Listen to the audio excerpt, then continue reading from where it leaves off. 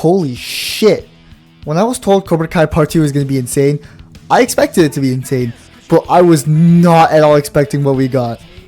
With it being a little over a day since the release of Part 2, I just want to share some first thoughts about the season, because I swear, this season dropped my jaw from start to finish, dude. We start off with the kids arriving at the hotel, and of course Johnny and Daniel have to bicker again. This bickering scene was a little weird, I'm not gonna lie, because I feel like it should be pretty obvious that Kreese and Tori should be getting to their heads, which Daniel says clearly. We see that Kim and Tori are not really getting along as per usual, and Tori, contrary to what I thought, doesn't really like her teammates very much. I've been very vocal about this leak with Kwon and Tori worried me a little bit, but I actually liked it a lot. A lot of the relationship stuff in this part, like Robbie and Tori at least trying to talk it out, which I feel like is a scene that should have been in part 1, but whatever. Robbie throughout most of the episodes is struggling to fight properly because of Tori, and this at least shows us that he still cares, which he didn't really show in season 1. Zara also messes with Tori by implying that she hooked up with Robbie, and for some reason Robbie also thinks Kwon hooked up with Tori, even though I'm not gonna lie, it's pretty obvious that Kwon's trolling. Yeah, it's kind of interesting. The relationship drama does well as a way to nerf opponents instead of it just being lame drama like, oh, you cheated, bro, now I'm gonna like slap you in the face, sort of thing. Other than that freaking serial cheater Dimitri anyways. Chosen starts kissing Kim Da-eun, which I've said before I don't agree with, but looking back, they've had practically very similar troubled pasts, and seeing these two interact was honestly a dynamic that I think was way better than I actually could have hoped for. More than Kumiko and Chosen, likely. Which, we know how that turned out. Sam does really well with rejecting Axel, even though he's like 1,000 times stronger than Miguel and probably better looking. She finally stopped hopping from boy to boy, which is good, because if she went with Axel, then I swear, like, this would have ruined her character like it did to Dimitri's. Good job, Sam. I think there should have been more Miguel versus Axel, as we see that Axel still likes Sam though, and so it would kind of make sense. I love Kwon this season, as he's literally just trolling like the entire time with every Miyagi-Do member, especially Robbie. Like, first he cooks Robbie in the kicking game, and then he just keeps messing with him by, you know, implying he hooked up with Tori, and also trying to play mind games on the Miyagi-Dos.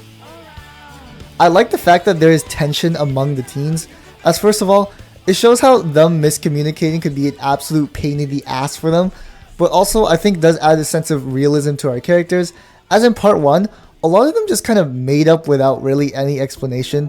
Like, why was Devin accepted back into Miyagi-Do but not Mitch, even though she also left Eagle Fang for Cobra Kai in season 5? Now, the action this season takes it up by like 100 notches. Not only is the choreography an absolute banger, but the fact that since a lot of these are team events, it helps our characters build more chemistry on how to work together, as well as add a new layer to tournaments that we've never seen before.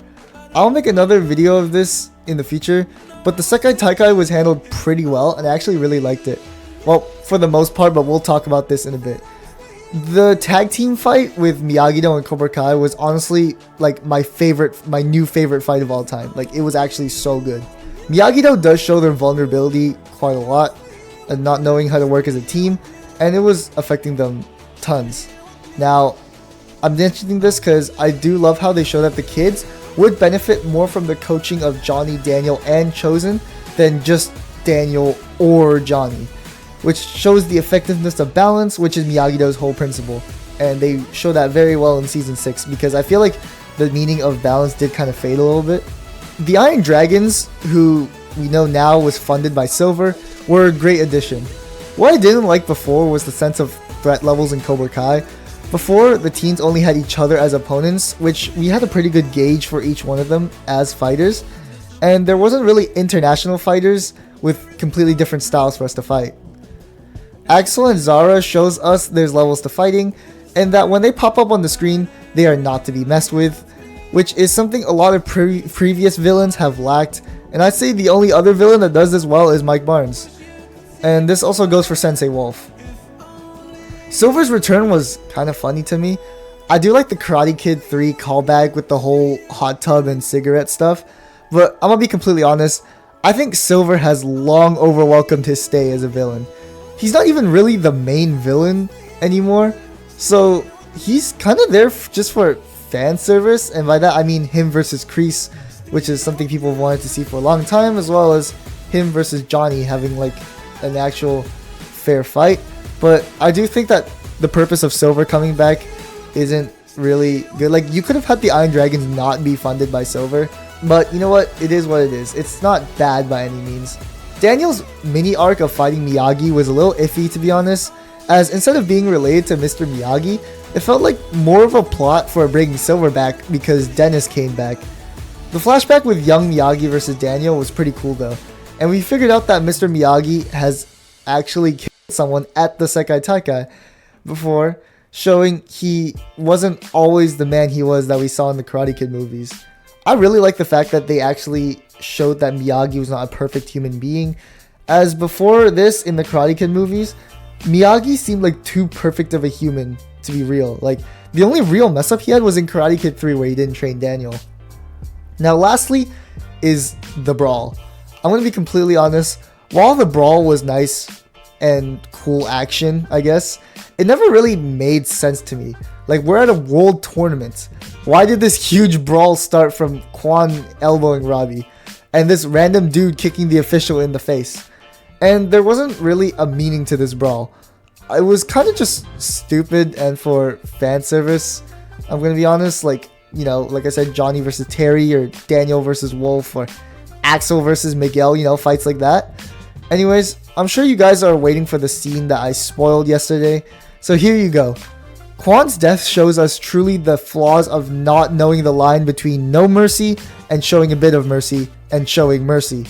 Originally in Johnny's Cobra Kai, we saw that he believed in sometimes showing mercy. Quan here showing zero mercy and going at Axel with an Unjang Do, which would probably be a one-shot kill, ended up backfiring entirely, and he unfortunately suffers a really bad tragedy. I was shocked dead when I saw this scene, I'm not gonna lie. I did not expect him to kill off Quan like this. I don't know if Quan's fully dead, or like if this is some sort of like fairy tale dream sequence, even though I doubt it. But judging of where that knife is, I think Quan is very safely dead. This does show us the flaws in Kreese's way of no mercy, where if you can't control no mercy, it will backfire. I will make a more dedicated to the video on Quan himself and the brawl, but for now, I'll leave it up to you guys to what you think of this scene. But all I gotta say is, we finally got to the point in time where Kreese's teachings actually ended somebody's life. You know, because before it was just causing drama, but now someone actually lost their life because of it. In conclusion, I would say part 2 was actually pretty good. Yeah, there were some weird parts, especially the brawl, but in the end, I would say they actually did a lot better than most thought they would on the Sekai Taikai. Anyways, obviously what I covered isn't everything I wanted to talk about, as there's only so much I could talk about in a video, but I'm going to make more individual videos dedicated to certain topics in the upcoming days or weeks, so stay tuned, eat your greens, stay healthy, and I'll see you guys next time. Peace.